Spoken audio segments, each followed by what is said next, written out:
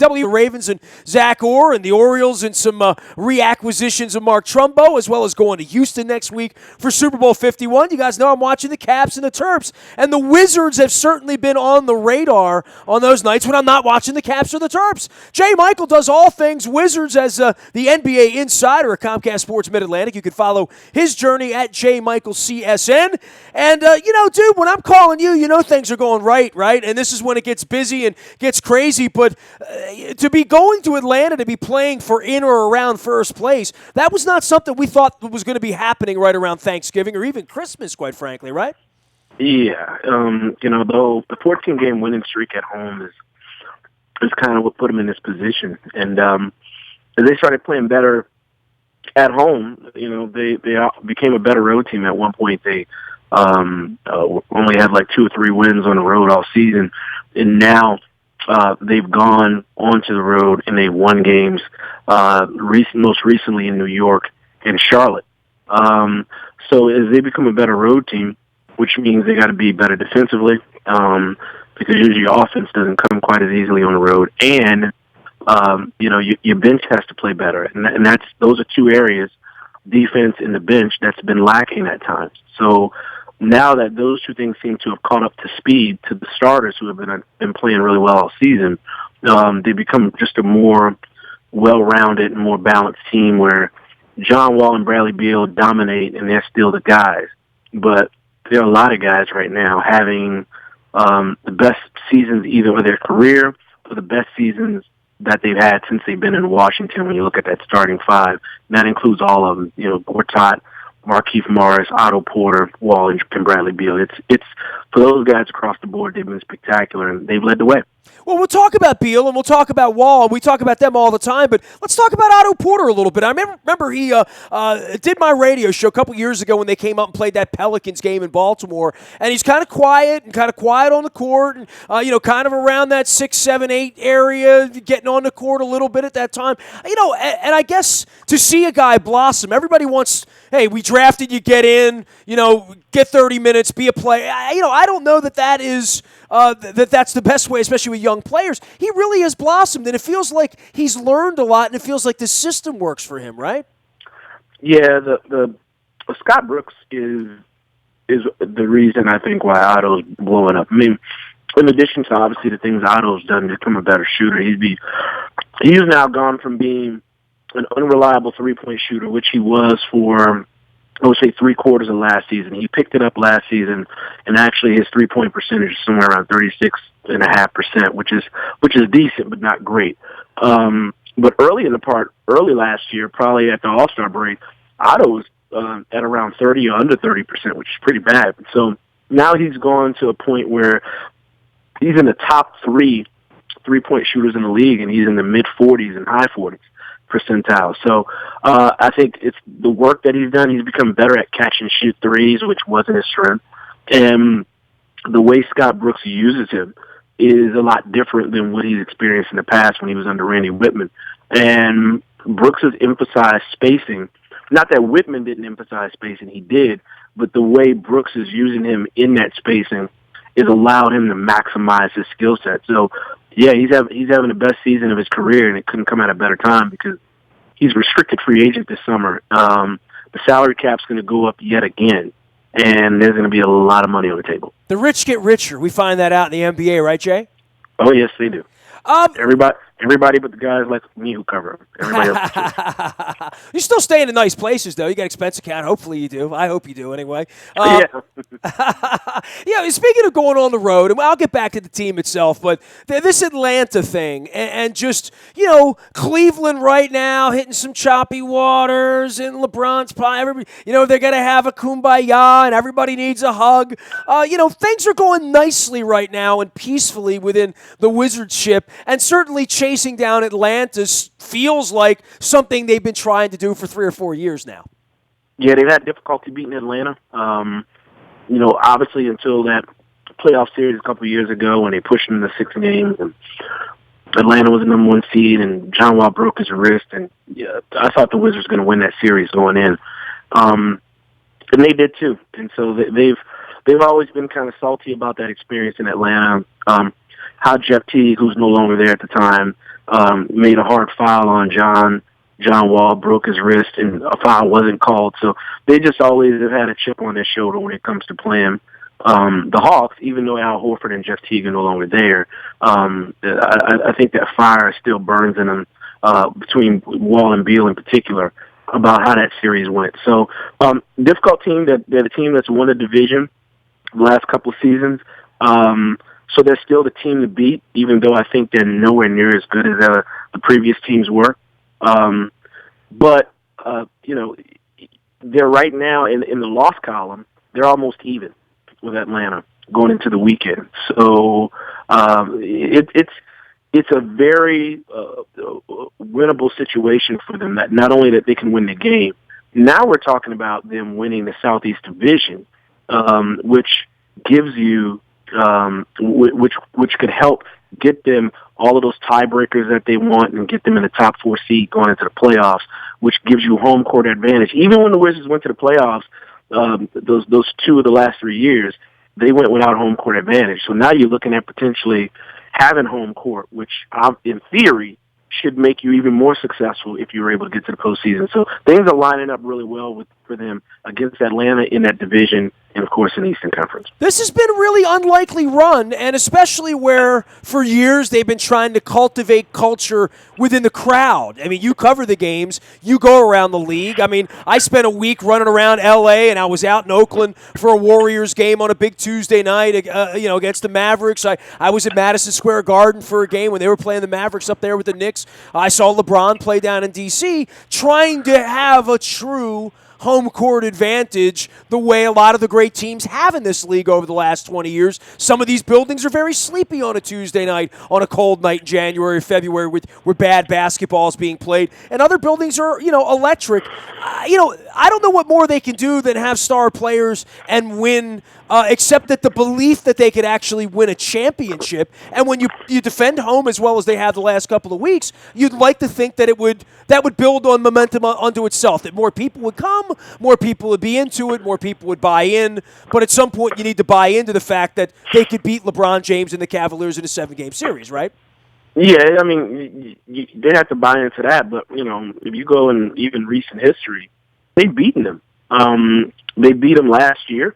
Now, granted, the Wizards weren't a 500 team last year, but they went into Cleveland and gave Cleveland their first home loss last year, and they only had 8 healthy players.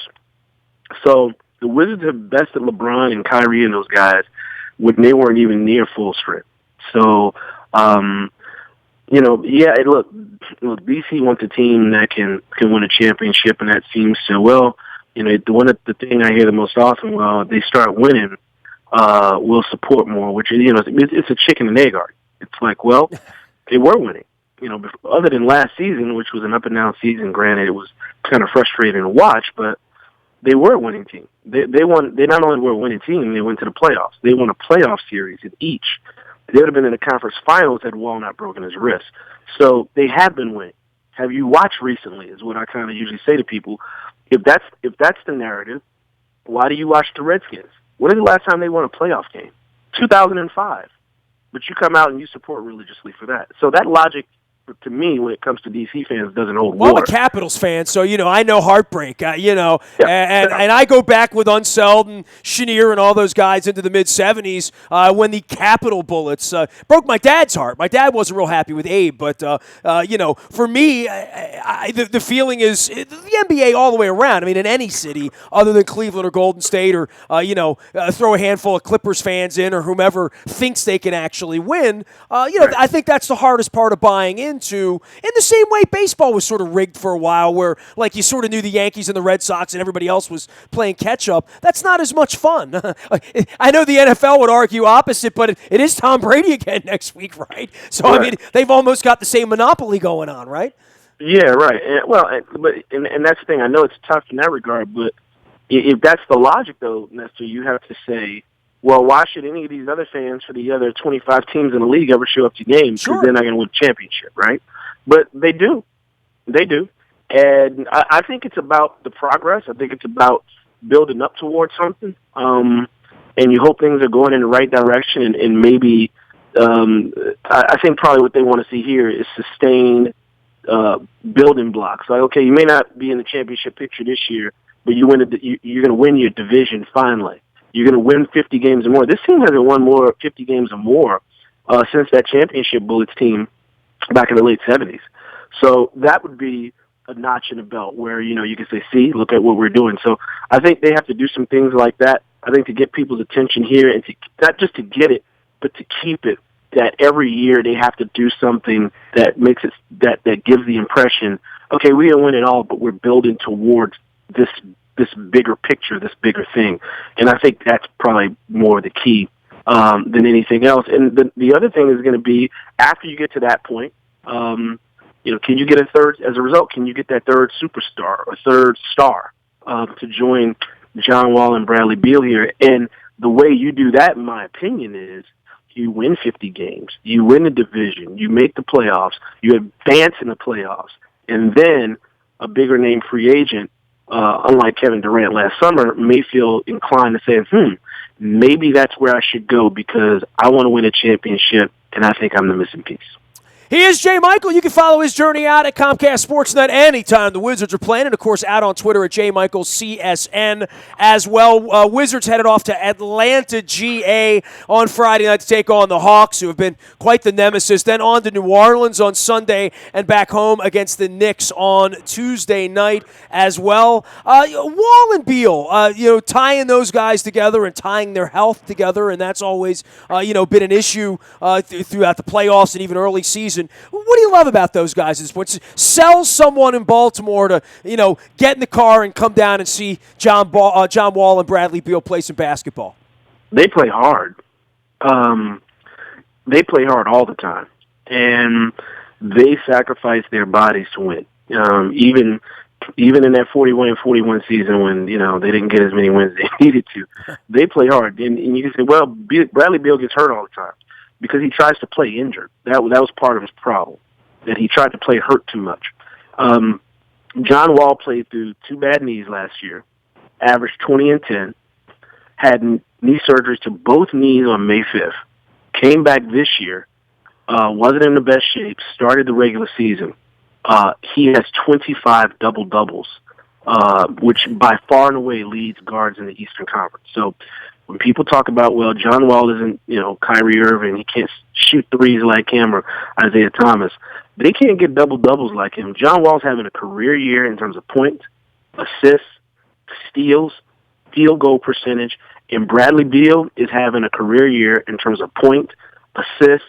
Until he just went through a 1-for-21 slump 3, he was at a career high for 3-point percentage as well.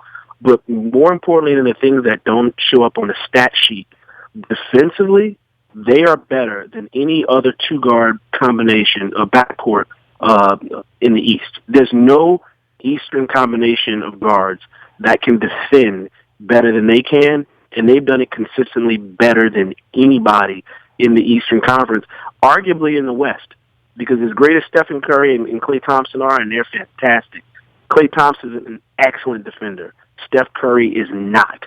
And that's what I think separates John Wall and Bradley Beal from a lot of backcourts. They don't just play one-sided basketball. They do it on both ends. So you have to, I respect that. Golden State makes it look effortless, right? I mean, it really is insane what they're... I'll be talking all next week about Tom Brady and the Patriots being there again, but this Golden State thing's... it's almost like sometimes they have it on half speed and can still beat you. Yeah, Golden State is such a machine because, you have to pick your poison on who's going to beat you. Is it going to be Steph? Is it going to be Klay? Is it going to be Kevin Durant? And when... Klay got 60 points this year when he only possessed the ball for 90 seconds total, meaning it was all catch and shoot. As soon as he caught it, the ball went up. I mean, that's fantastic. So you can't take away everybody. So, and you have to hope the guy that you choose to leave alone and to shoot is having the worst night of his life. Otherwise, that guy's going to kill you. So... And the way they move the ball, the motion offense they run, as long as they move the ball, it's just hard to defend. And it's you got to hope you catch them on a bad night or a night that maybe the second night of a back-to-back or third game in 4 days, maybe you're not one of the elite teams, so they kind of take their foot off the gas pedal. So in an 82-game season, you can steal one. That's the best case I think you can hope for from Golden State, because the way they play basketball is just at another level, because they have the pieces that other teams don't have. It's almost like watching a boxer, right? Where like they'll hit 3 or 4 threes in a row, and then they're up 14 on you, and you look, and it's like, where does that? It feels like it demoralizes the other teams when they get behind. Yeah, I saw them play Charlotte earlier in the week, and Charlotte led that game with about 4 minutes left, and it was a national TV game, and it looked like Golden State was about to lose. And it was one of those things where they just decided to put their foot on the gas pedal, and I looked back up, and they were up like 110 or 101. Like, they took a 4-point deficit and turned it into a 9-point lead in a matter of like 2 minutes. So, I remember being in Golden State last year when the Wizards were there. The Wizards played them well for 3 quarters. I mean, they were right there. They were within like 3 points or 4 points going into the fourth quarter. But it was the spurt that Golden State had to start the fourth that made it look like a blowout when it actually was a competitive game. Because you can't let your foot off the gas pedal for 2 minutes or 3 minutes or lose your focus or get sloppy.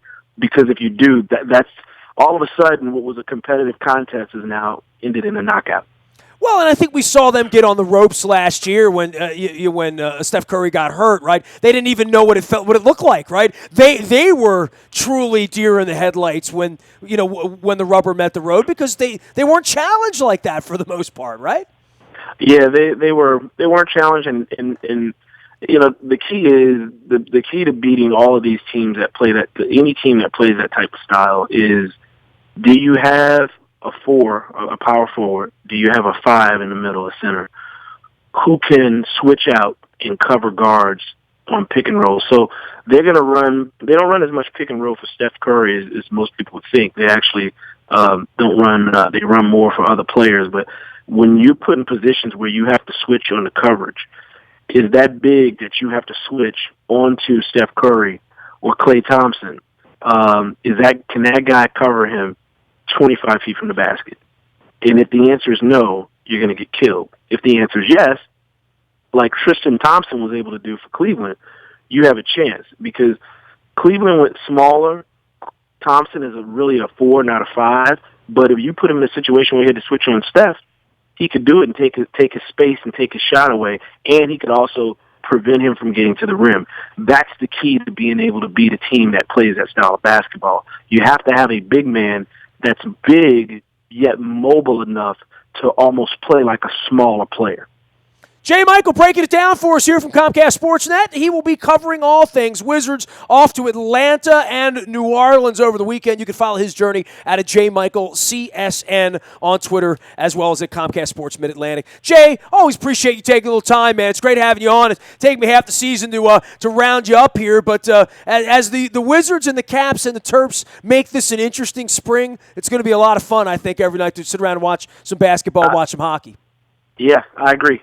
Look forward to it. I'll talk to you later on. Thanks, Jay. Jay Michael joining us here from Comcast Sports Net, and that's J. Michael CSN out on Twitter. He's a great follow, especially if you're watching those Wizards games. You can find me out in the Bahia Toyota Audio Vault 24 hours a day from anywhere in the world on your mobile device by downloading the TuneIn Radio app. We do come in crystal clear from anywhere in the world. Reminder, our London trip is on sale with the Ravens. If you need more information, it's all up under the Road Trips tab at WNST.net, but you can throw me an email, nasty@WNST.net. I'm on Facebook, Twitter, LinkedIn, Snapchat, Instagram, and streaming live on our Facebook, as well as our YouTube WNSTV channel. We're in Houston all next week for Super Bowl 51, but if there's any breaking news at all, you'll get it first on the WNST text service. That is brought to you by Coons Ford of Security Boulevard. Dennis will be here driving you home on Thursday from 3 until 5. It is the SSV on WNST. I'm Nestor. This is WNST.net, AM 1570, and WNST Towson, Baltimore, and we never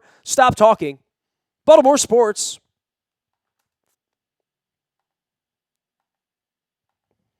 Great.